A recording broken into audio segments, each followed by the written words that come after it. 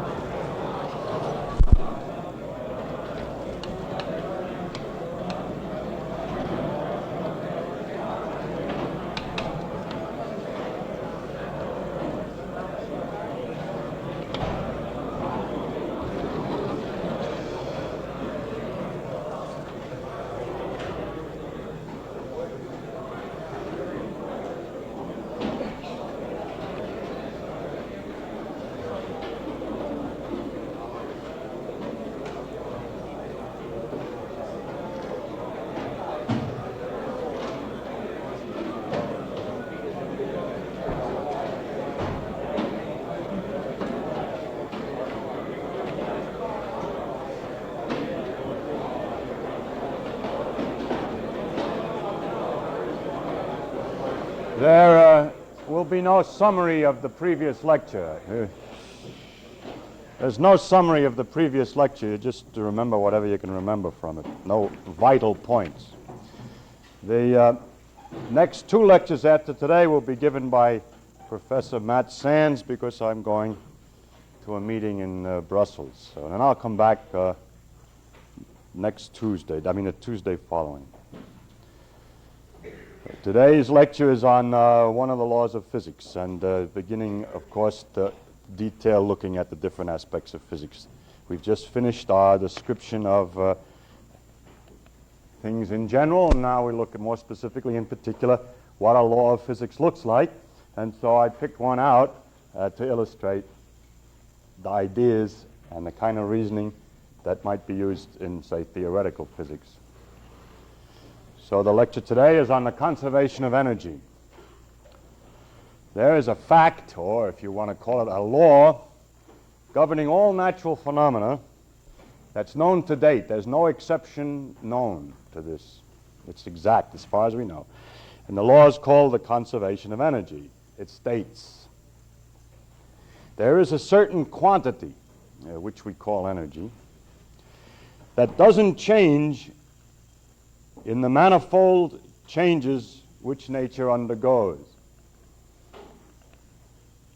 Now that's a very abstract idea, because it's a mathematical principle. It says that there's a numerical quantity that doesn't change when something happens. It's not a description of a mechanism or anything. It's just a strange fact that you can calculate some number, and when you're all finished watching nature go through her tricks, you calculate the number again, and it's the same.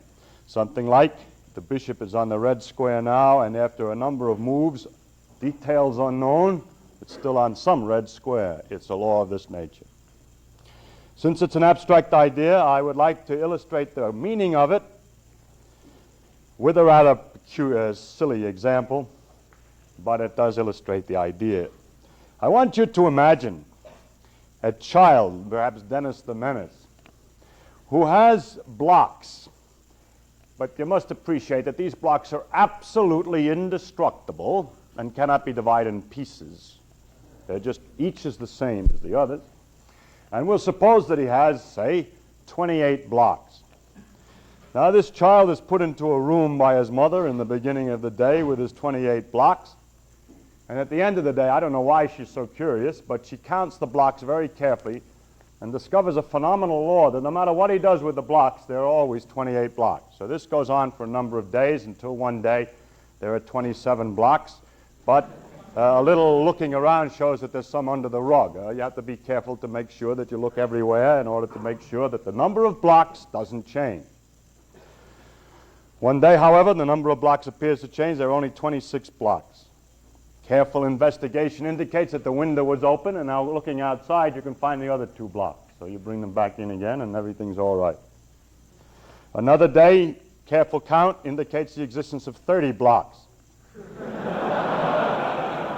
This causes a considerable consternation until it's realized that Bruce came to visit, and he owns blocks. And left perhaps a few. So after we've gotten rid of some of these things, that we close the window, we don't let Bruce in, then we see everything's going along all right until one time when we count there are 25 blocks. But there's a box in the room, the toy box that the boy has, and the mother goes to open the toy box, but the boy says, "No, don't open my toy box," and screams. He doesn't want the mother is not allowed to open the toy box. Being, however, extremely curious and somewhat ingenious, she invents a scheme. She knows that a block weighs 3 ounces, so she weighs the box at a time when she sees 28 blocks, and it weighs 16 ounces, say. So the next time when she wants to check, she weighs the box again, subtract 16 ounces, and divide by 3. So she discovers the following number of blocks that you can see that you have to add to this number of blocks seen plus weight of box minus 16 ounces divided by 3 ounces, and then it's constant every time, up to a point. There then becomes some gradual deviations. There appear some deviations, but careful study indicates that that dirty water that's in the bathtub is changing its level.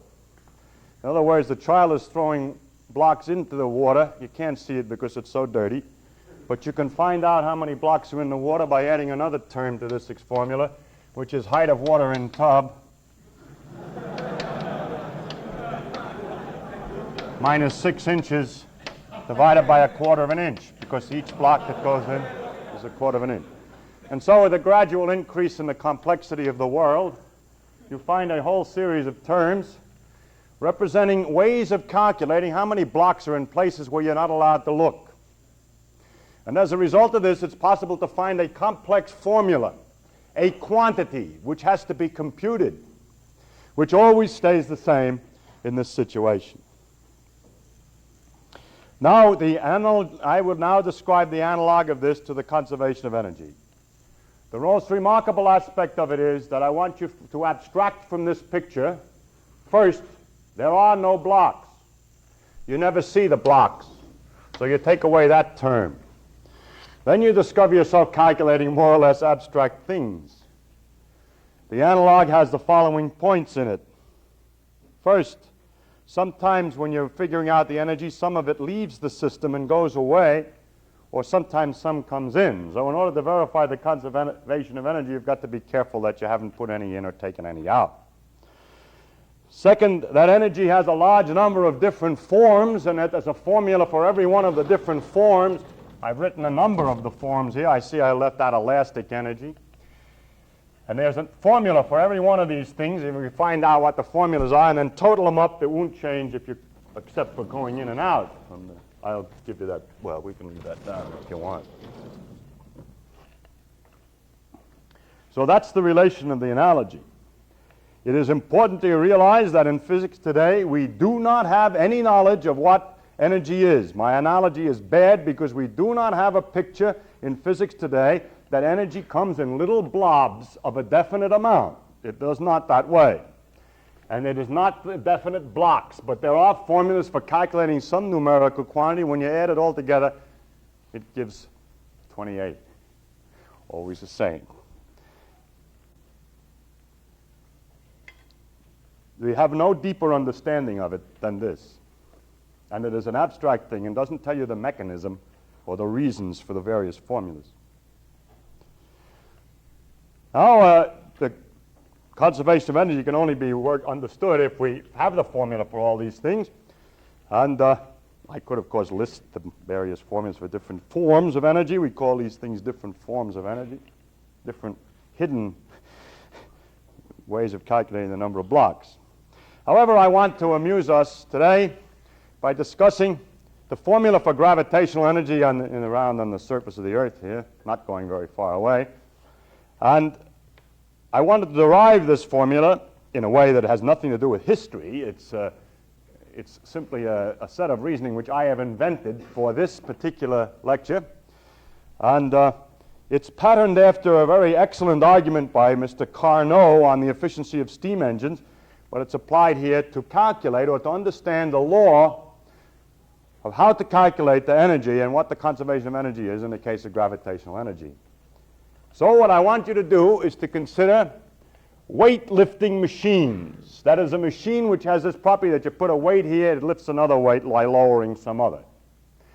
I want also to make an hypothesis, which is that there's no such a thing as perpetual motion with these weightlifting machines. In fact, that there's no perpetual motion at all is a general statement of the conservation of energy law. I must be careful to define perpetual motion. First, let's apply it to weightlifting machines. If you've lifted and lowered a lot of weights, take the weights off, you can restore them and restore the machine to the original condition. Then, and find when you're all finished that the net result is to have lifted a weight. Then you have a perpetual motion machine because you can use that lifted weight to run something else, provided that the machine which lifted the weight is brought back to exactly the same condition as it was before. Furthermore, that it's completely self-contained, that it hasn't received the energy to lift that weight from some external, but Bruce's blocks haven't been thrown in. Now I have a very simple weightlifting machine here. Here's a machine for lifting weights 3 units strong, which I put on this panel. By placing a weight on this panel, in order to get the thing to work right, however, I'll explain about this. You have to lift this little thing. Now, we just don't worry about that, but that lifts this. That lifts this. On the other hand, I could lift the 1 unit weight by lowering the 3 unit weight, provided I cheat a little bit by lifting the one on this side. I want you to realize in any actual lifting machine, I have to add a little extra to get it to run. Please disregard that temporarily. The ideal machines won't require that. They don't exist, and we'll come back and discuss that little business, that in order to make it work, I have to move this. The machine that I have here is, in the sense, almost reversible. That is, if it'll lift the weight of 3 by lowering a weight of 1, then it will also lift the weight of 1 the same amount by lowering the 3 the same amount. Nearly. So we imagine that there are 2 classes of machines, those which are not reversible. This is really not reversible because I have to fiddle around with these little extra weights. But we have a machine, so a general machine is not reversible. In fact, any real machine is not precisely reversible. But as we improve the fulcrum and the levers and so on, we find that the amount of stuff that has to be lifted gets weaker and weaker. And so, with our imagination, we idealize to the possible existence of a reversible weightlifting machine. So suppose that there was such a thing. Suppose now that I have a reversible machine which does this. A 1 unit weight, let's say a pound or any other marker for the unit. 1 unit weight is lowered by 1 foot, say, or any other unit of distance, doesn't make any difference. And when this happens, the machine lifts a weight 3 units, say, as this one does. And that's all the machines I'm going to consider now, all the various devices. This is the simplest possible one. I get screws and axles, inclined planes, and all kinds of levers and machinery can be inside, but the net result of the machine that I want to discuss is that it takes a 1 pound weight, lowers it 1 foot, and in doing so, lifts a 3 pound weight some distance. Now let's suppose that we have machine A and this reversible machine. And this particular reversible machine lifts the 3 pounds a distance x.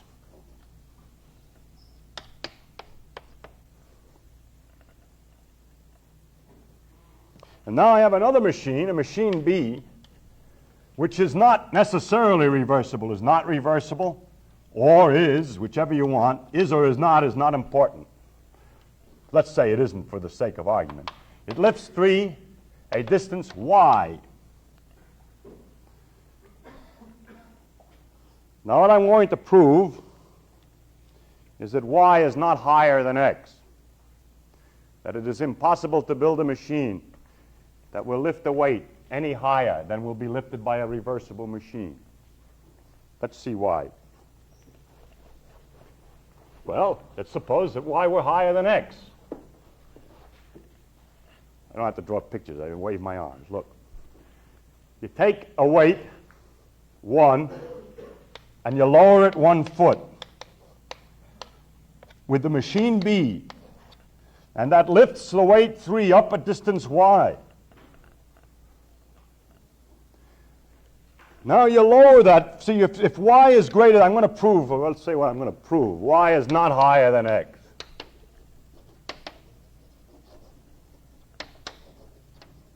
Suppose it were. Then I've lifted the weight higher than I need. Then x, the distance, say y is up here. And suppose x is only this high. Then I can lower the weight from y to x, obtaining free energy, free power.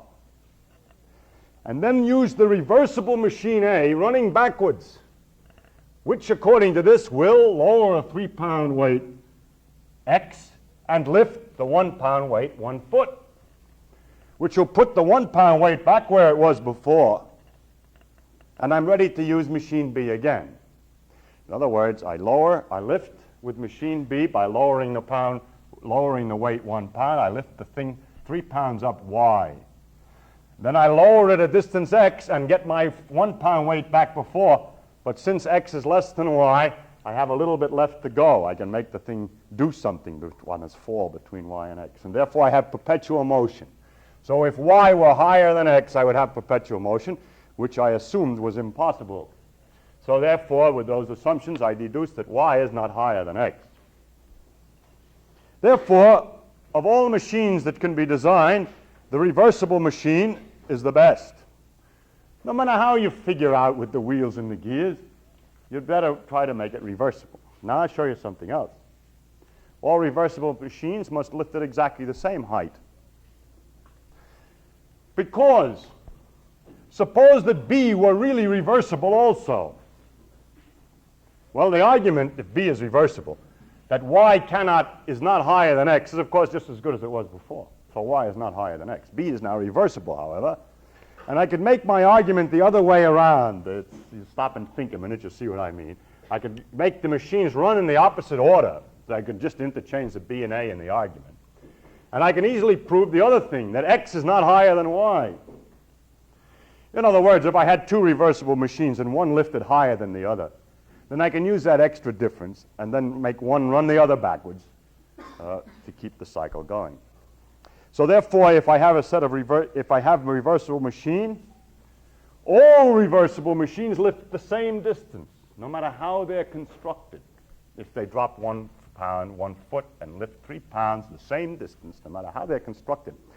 This then is a very remarkable observation because it permits us to analyze the heights at which different machines are going to lift something without looking at the interior mechanism. And we know right away that if somebody's concocted a series of levers that's enormously elaborate, that lifts this a certain distance, and I compare it to a simple lever like this, which is a fundamentally reversible, I know this is going to lift it no less high. I know exactly how high it's going to lift, and I know that it's no use trying to redesign the machine to get greater height. So you see that this x is a very important general proposition for all machines. To summarize, every reversible machine, no matter what, or no matter how it operates, which drops 1 pound by 1 foot and lifts a 3-pound weight, always lifts it the same distance x, irrespective of the machine, and therefore something in great generality. It's a universal law of great utility. The next question is, of course, what's x? After all, it's an interesting law to discover because it's the same for all machines and doesn't depend on any particular one, so I can get the x that way. One way is to invent a reversible machine and figure out how high it lifts. But I have a more ingenious argument for you that tells us what x is, And so I'd entertain you by the following argument. Suppose that we have a reversible machine which is going to lift this distance x, 3 for 1.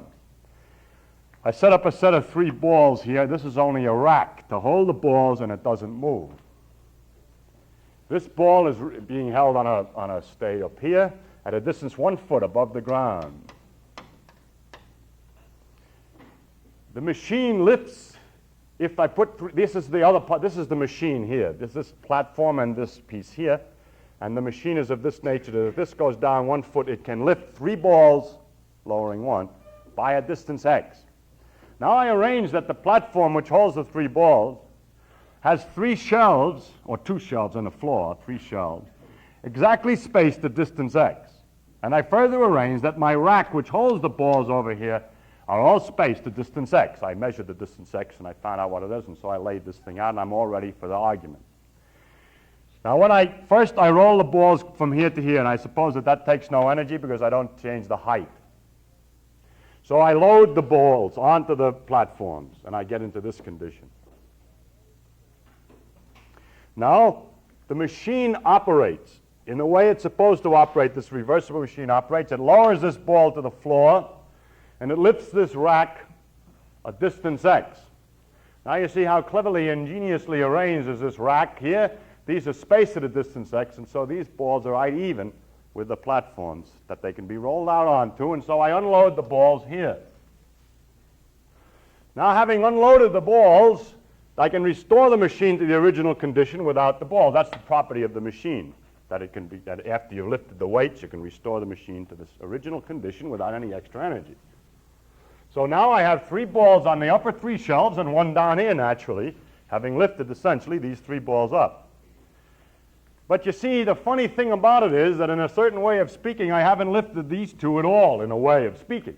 Because after all, there were balls on that shelf before. There are still balls on those shelves.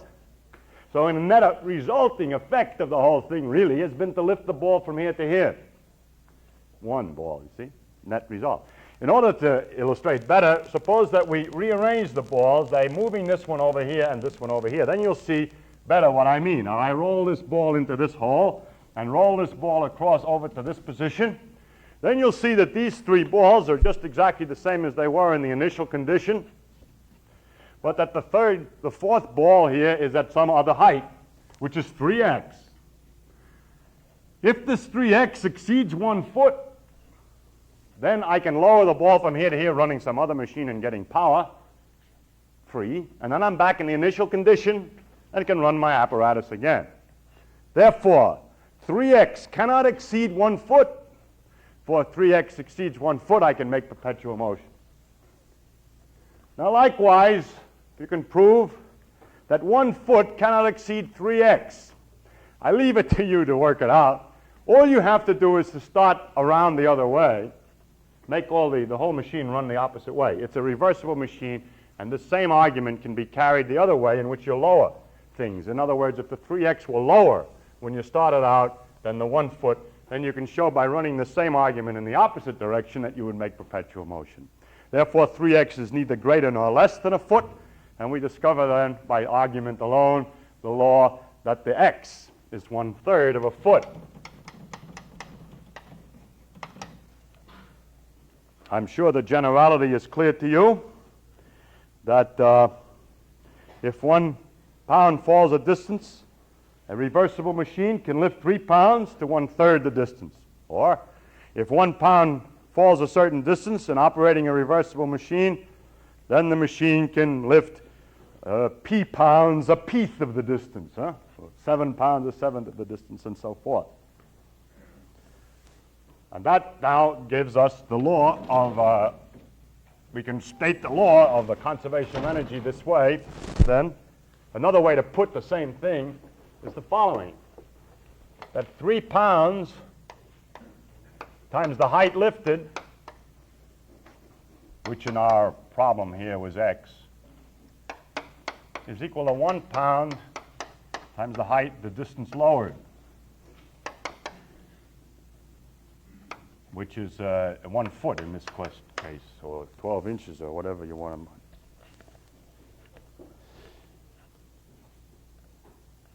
Excuse me. Yeah. So, another way of saying this is the following.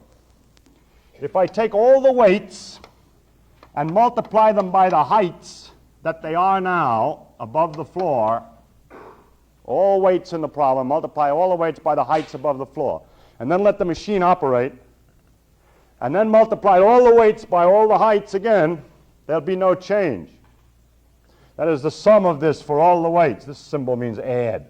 Weights times heights for all the different weights added together is unchanged.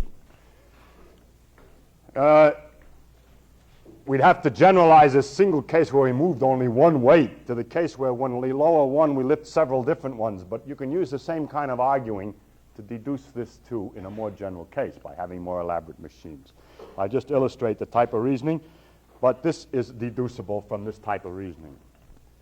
That is, if we take the machine, for instance, that starts with one up here at a foot high and 3 on the floor, and then after the machine is operated, the 1 is on the floor and the 3 is up in the air by the distance x, then the way of calculating this way is the following. In the beginning, it's 1 pound by 1 foot. That's for the first weight, plus 3 pounds times 0 feet. How convenient, it's easy to calculate it. And that turns out to be the same as 1 pound times 0 feet plus 3 pounds times x feet. Of course, it checks every time. That's why I'm telling you about it. It's the same thing.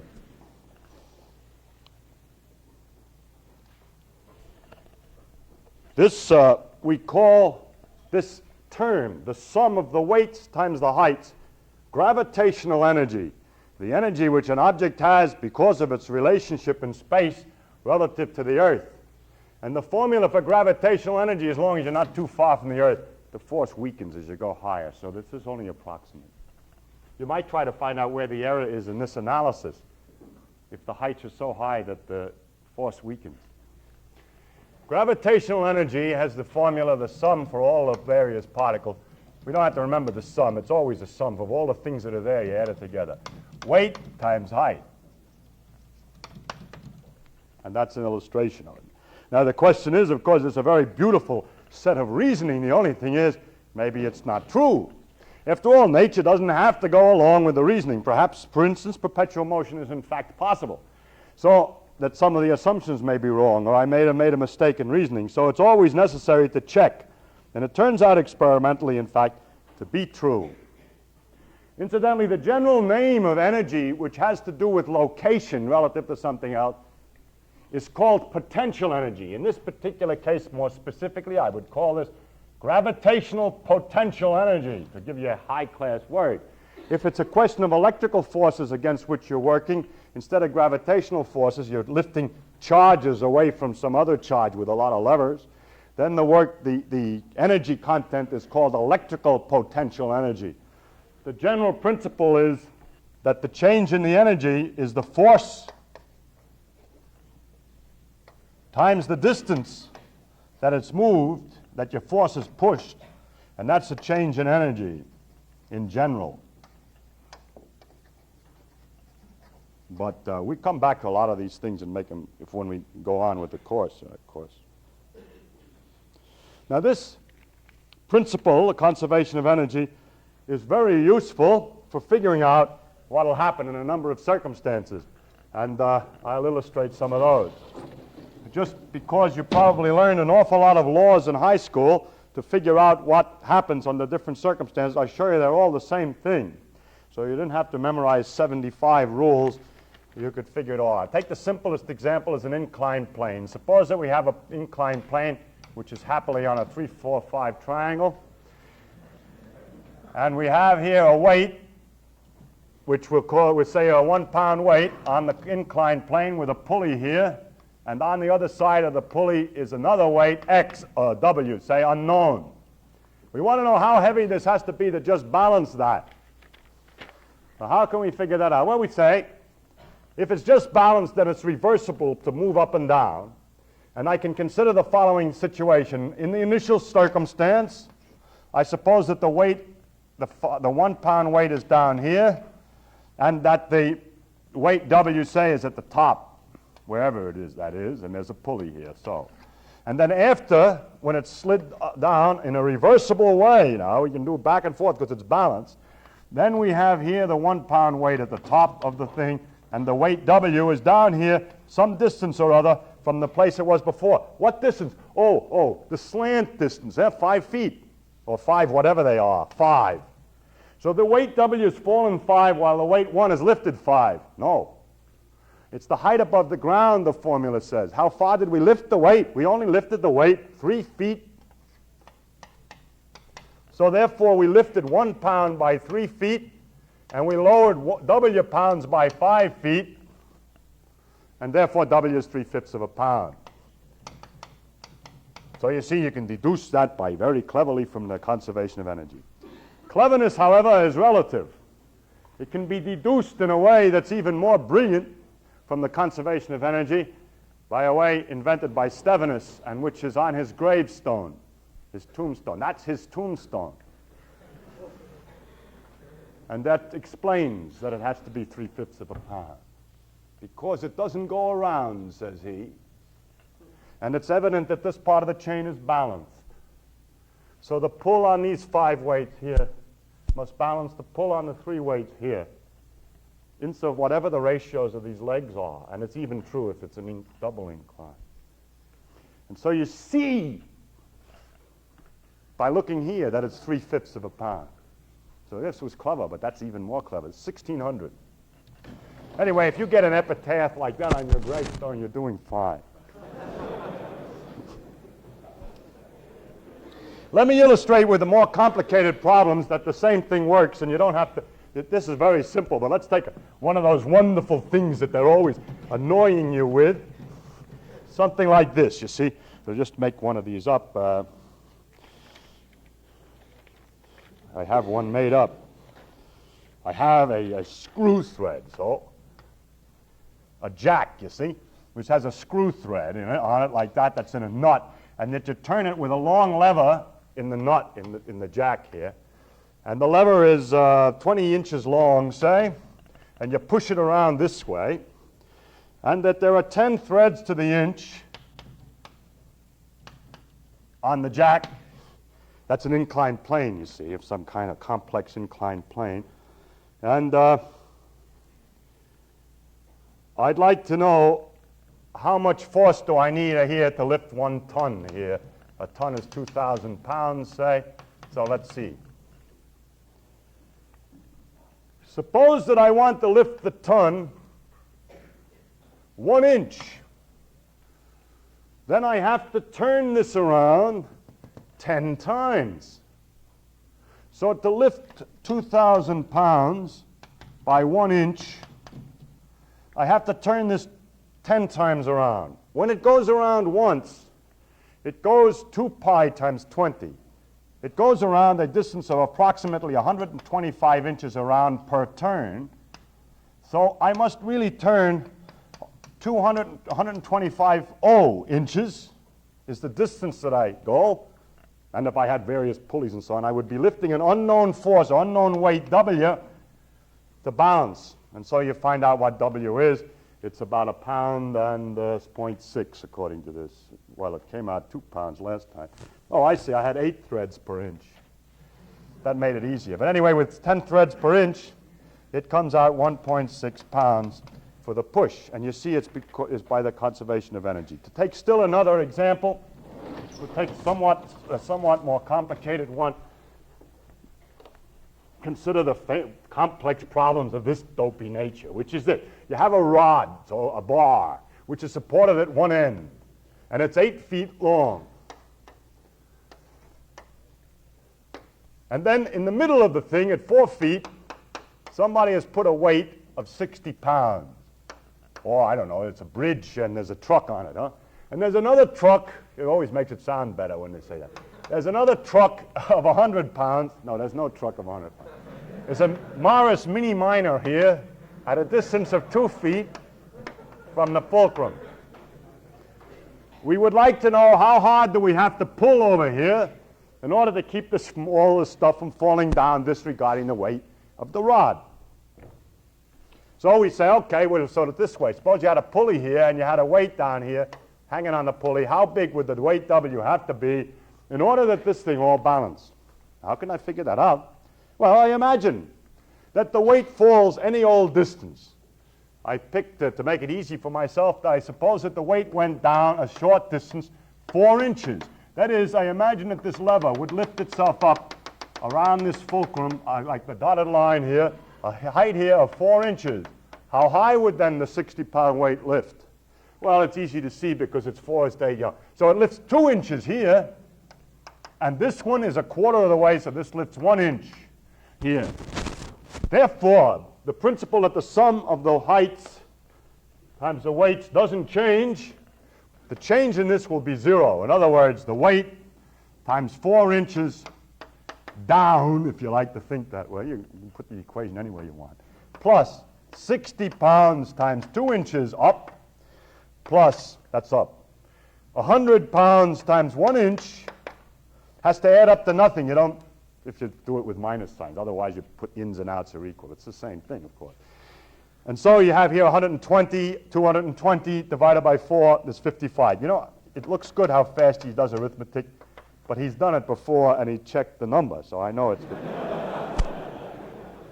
So you find you have to have a 55-pound weight there to balance it, and thus you can work out the laws of balance, statics, of complicated bridge arrangements, and so on.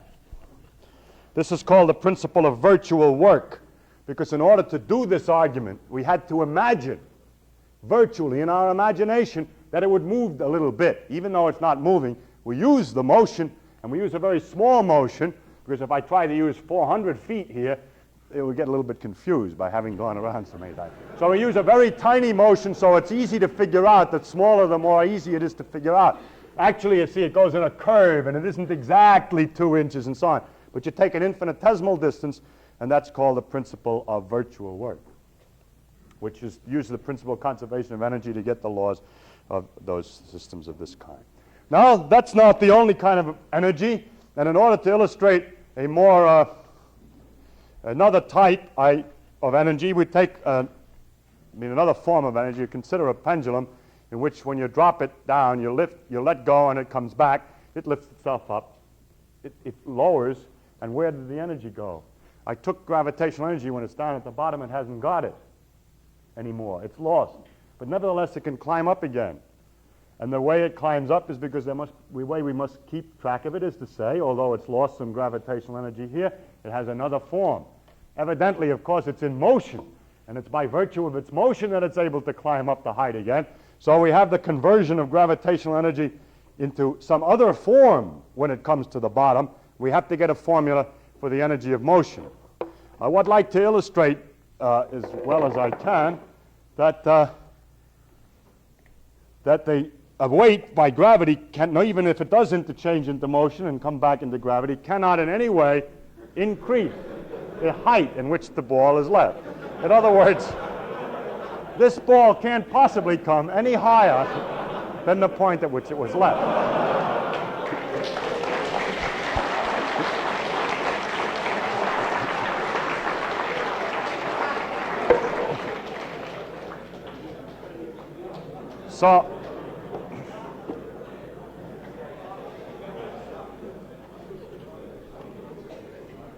So we have the situation that when the thing has fallen to this distance, it's lost its gravitational energy, and if the law of conservation of energy is right, there must be in some other form, and that form is motion. So we would expect, if the law of conservation of energy is right, that it doesn't make any difference what kind of a way it comes up. And you see, if you can, that even if it comes on a shorter arc, it comes to the same height as if it's left. That is, the motion is converted into the height by the pendulum, and it doesn't make any difference by what machine the motion is converted into the height, provided it's reversible, and a pendulum is nearly reversible. There's so little friction up here.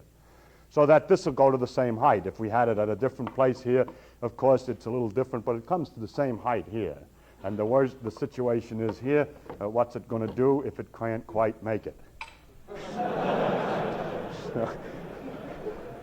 So there we are.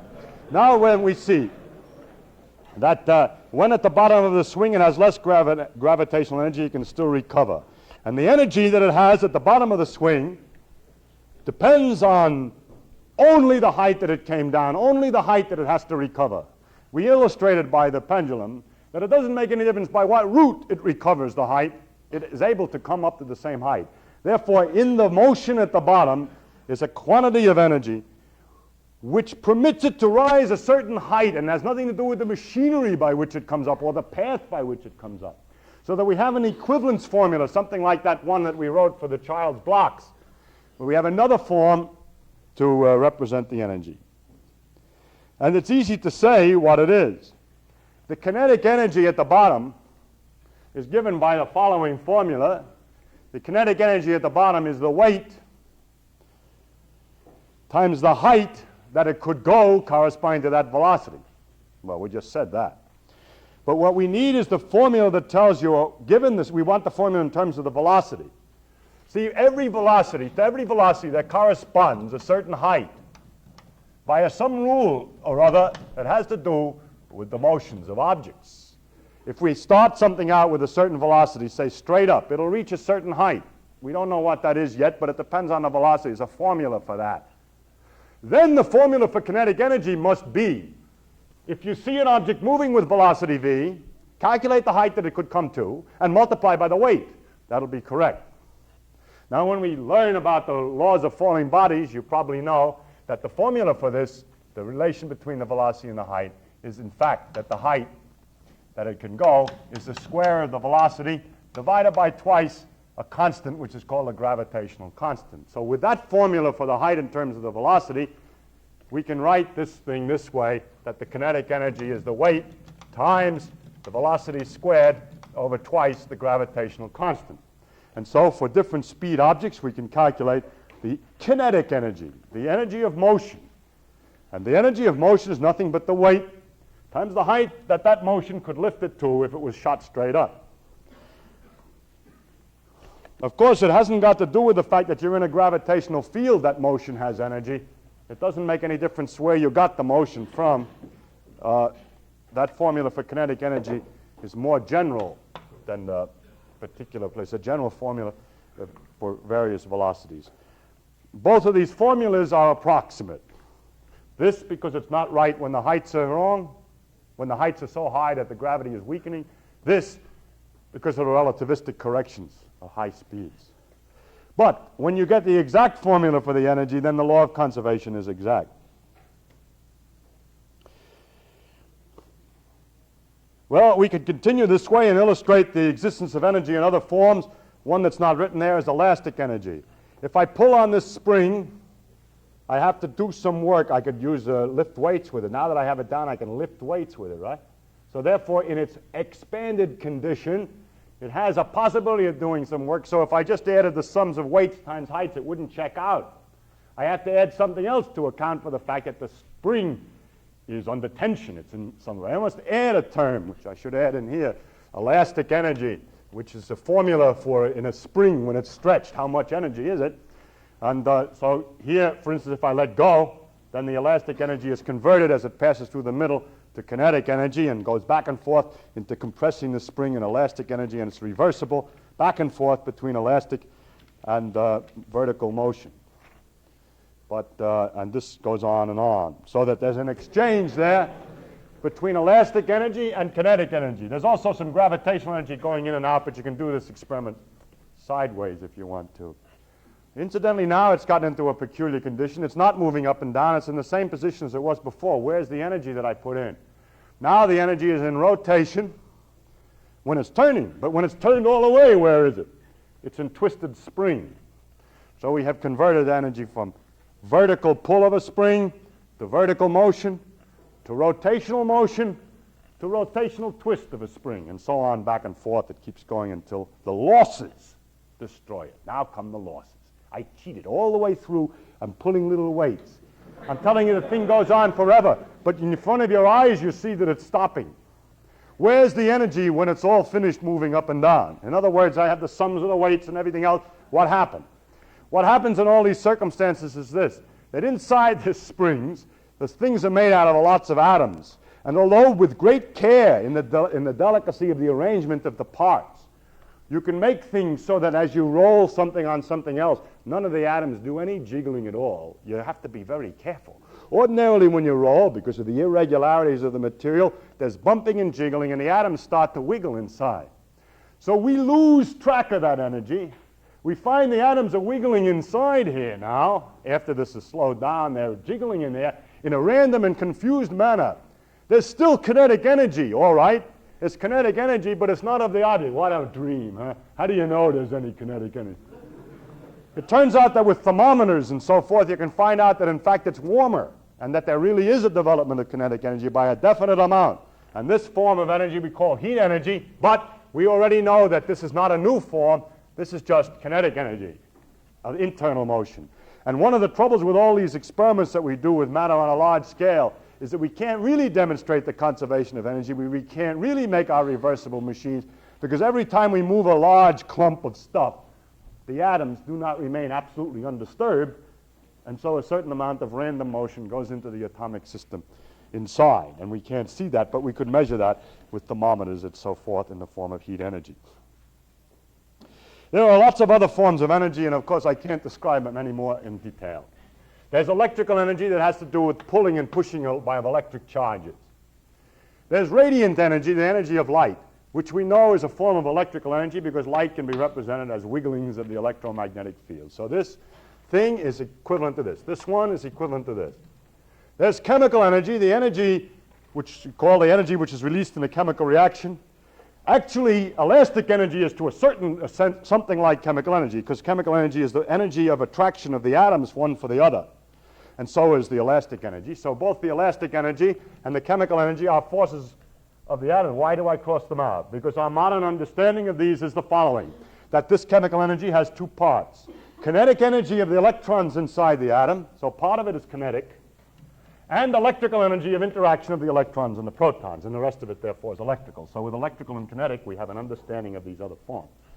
Next, we come to nuclear energy, the energy which is involved in the arrangement of the particles inside the nucleus, and we have formulas for that, but we do not have the fundamental laws. We know that it's not electrical, and it's not gravitational, and it's not purely kinetic.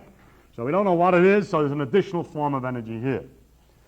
Finally, associated with the relativity theory, there is a modification of the laws of kinetic energy, or however you want to call it, so that this is combined with another thing called mass energy. It turns out that an object has energy from its sheer existence. If I have a positron and an electron that are standing still, that are doing nothing, and never mind gravity, never mind anything, they come together and disappear, energy, radiant energy, will be liberated in a definite amount. And the amount can be calculated from only knowing the mass of the object. It doesn't depend on what it is. We make these two things disappear, and we get a certain amount of energy. When a mass is m, mass is weight divided by g, by the way, so if you like, this is mass times velocity squared over 2. This is the way to remember it. It's much better because it has nothing to do with the gravity that way. Then the formula here is mass times the speed of light squared is the energy associated with the mass. Now there's a couple of things to say about the laws of conservation of energy. In the first place, I think it's obvious from my explanations that a law of conservation is enormously useful in making analysis, as we illustrate in a few examples without knowing all those formulas. But if you had all the formulas for everything else, you can figure out an awful lot of things, lots of things should work without looking at the details. Therefore, conservation laws are very, very interesting. The question is, what other conservation laws are there in physics? There are two other conservation laws which are exactly the same as analogous to the conservation of energy. One is called the conservation of momentum, and the other is called the conservation of angular momentum, and we'll find out more about those later. Deeply, we do not understand the conservation of energy. I mean, in the last analysis, we do not understand the conservation of energy. We do not understand energy as a certain number of little blobs. You may have heard that photons come out in blobs, and that the energy of a photon is Planck's constant times the frequency. That's true, but since the frequency of light can be anything, there's no law that says that a blob of energy has to be a certain definite amount, not like the blocks of Dennis. But there can be any amount of energy, at least at present understood. So we don't understand this energy as counting something. at the moment, but just as a mathematical quantity, which is an abstract and rather peculiar circumstance. In quantum mechanics, it turns out that the conservation of energy is very closely related to another important property of the world, and that is the condition, that things do not depend on the absolute time. That if you set up an experiment at a given moment and try it out, and then do the same experiment at a later moment, it will behave in exactly the same way. Whether this is true or not, we don't know. But if we assume that this is true and add the principles of quantum mechanics, then we can deduce the principle of the conservation of energy. It's a rather subtle and an interesting thing, but it's not easy to explain at all. Now, the other two conservation laws then are all linked together. The conservation of momentum is associated in quantum mechanics with this proposition, that it doesn't make any difference where you do the experiment. If you move the apparatus over to one side, it'll do exactly the same thing. So the independence in space has to do with the conservation of momentum. Independence of time, so I always think of time as the fourth dimension, has to do with energy. And finally, if you turn your apparatus, it doesn't make any difference. And so the invariance of the world under rotation is related to the conservation of angular momentum. Beside that, there are three other conservation laws. I'm giving only the conservation laws which are known to be exact as far as we can tell today. There are three other conservation laws which are much simpler to understand because they are in the nature of counting blocks. The first is the conservation of charge.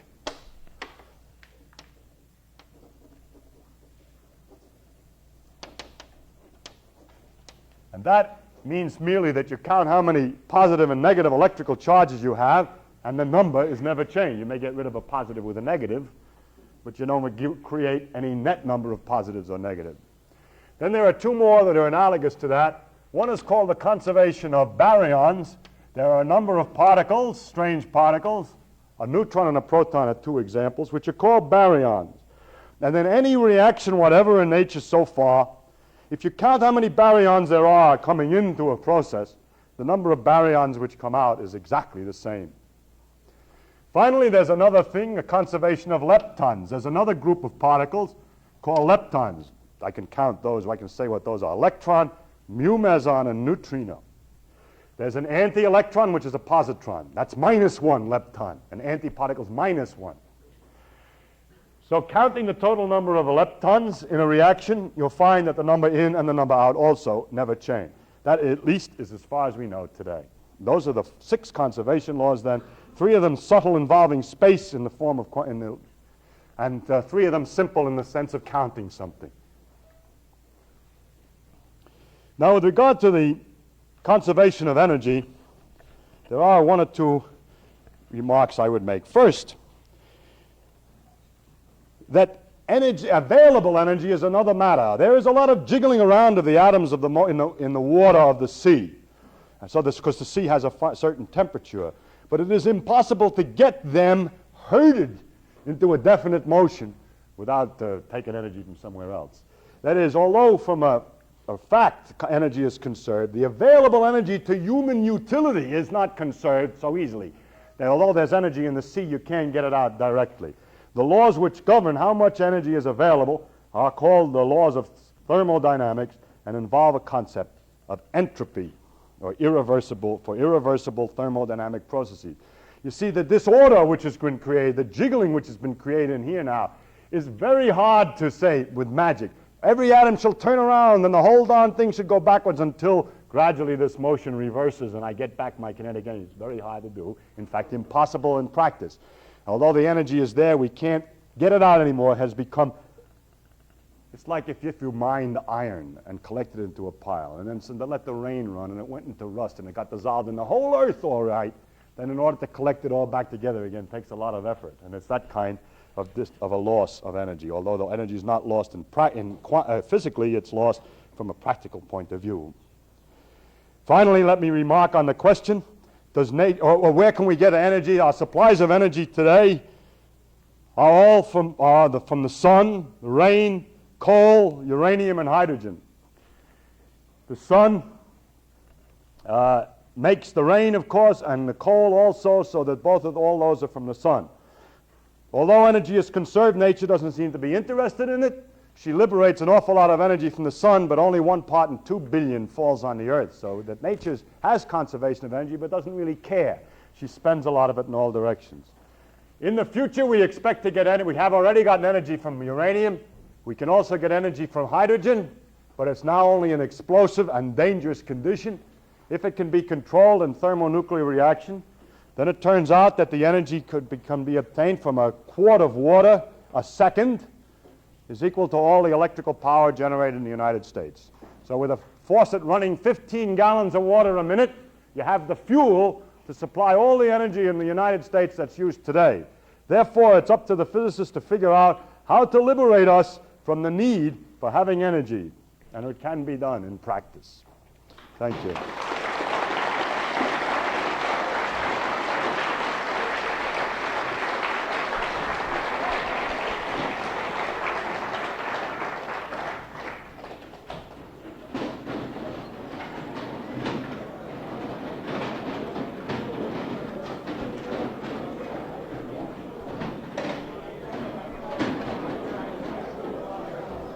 Dangerous game.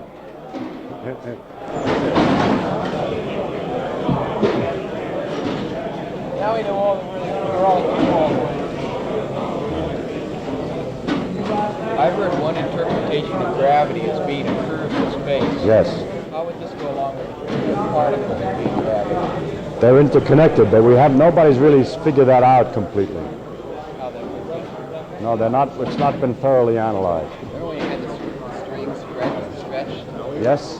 What happens if you destroy the string at the moment it's stretched? Well, how do you destroy the spring? Just all at once. That's How? How do you destroy? You can't destroy the spring. It's there. You must tell me how you do It's made it. out of wood and you burn it. Burn it. Or let's say it's made out of steel and you dissolve it in sulfuric acid.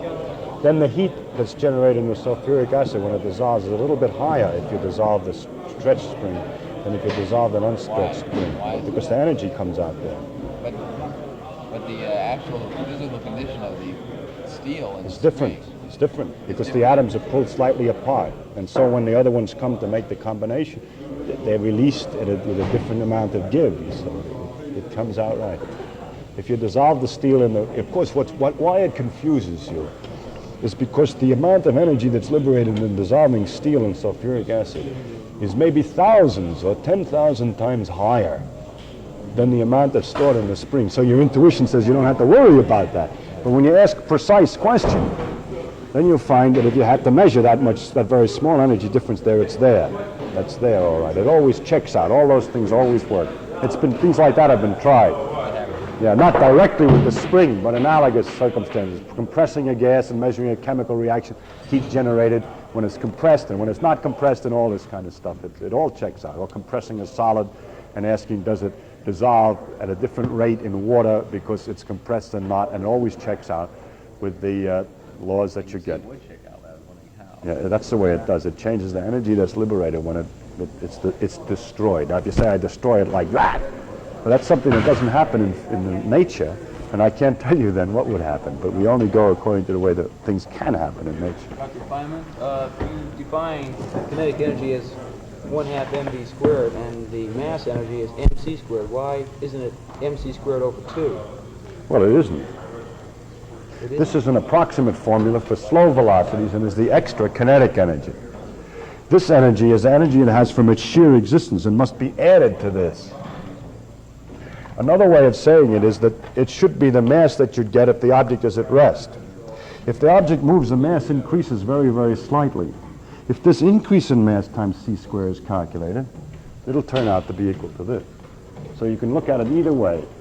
You can either say that when it's at rest, it's m naught c squared, and I must add the kinetic energy to get it more accurate when it moves. Or you can say it's always the total actual mass times c squared, which, when it's standing still, is nearly m naught. When it's moving, is again nearly m naught, but it's slightly bigger. And this produces the effect. You may, in fact, have read somewhere, just because you may, haven't I, that the formula for the mass in motion is something like this. And if you know how to do approximate calculations when it's near, you can show that this is very close to m naught times 1 plus, well, it's the binomial expansion. Supposing that this is small, I make this by This is a minus a half power, and I expand the first approximation.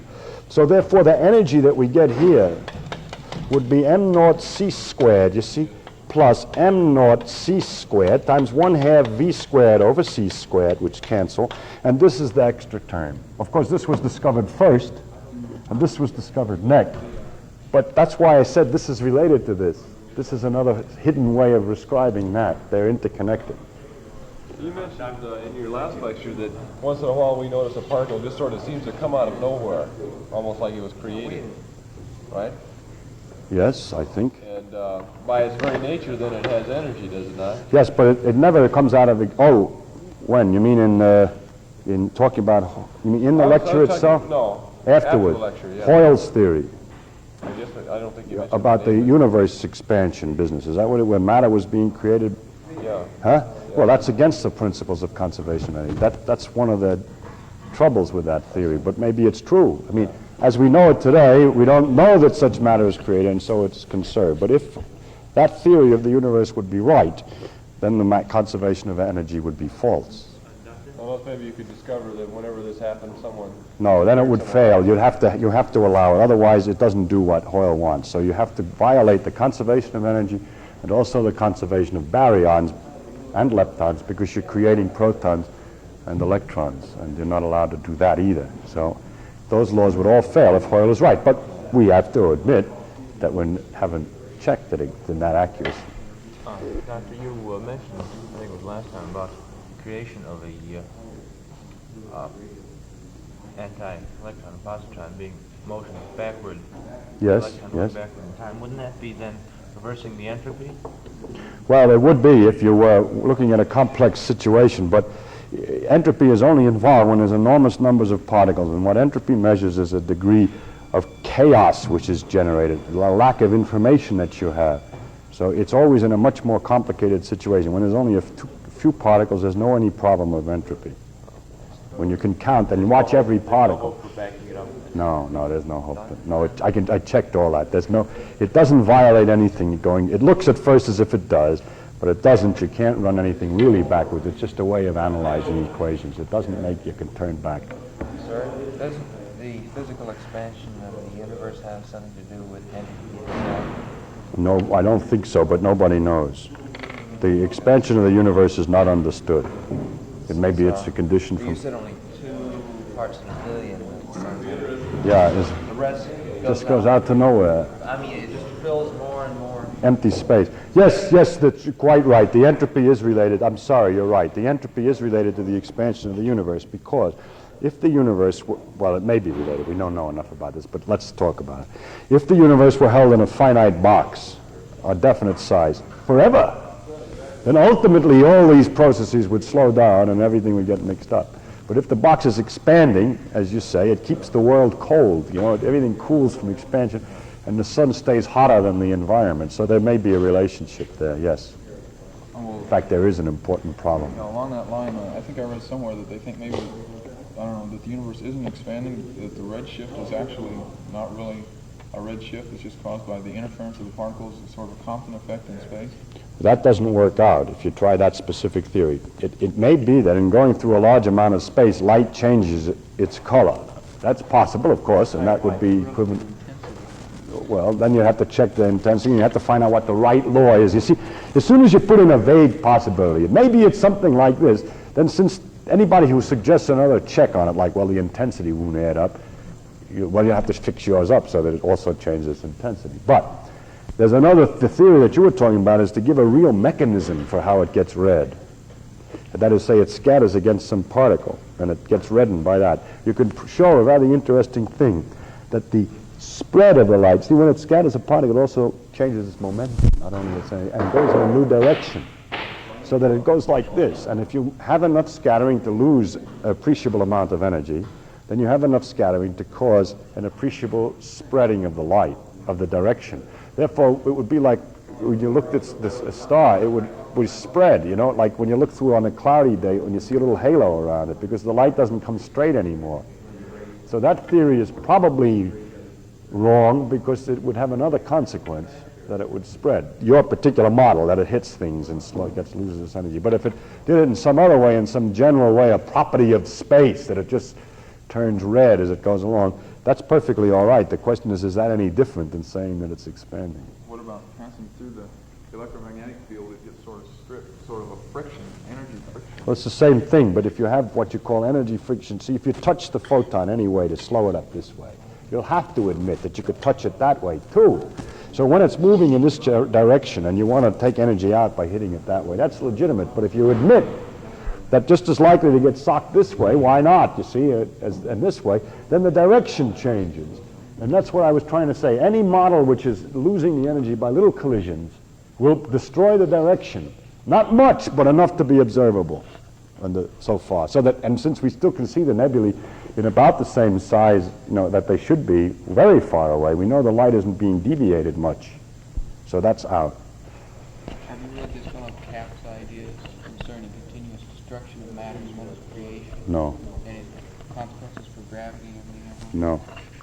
I'm trying to find somebody that has and has a good opinion on it. No, I didn't read it.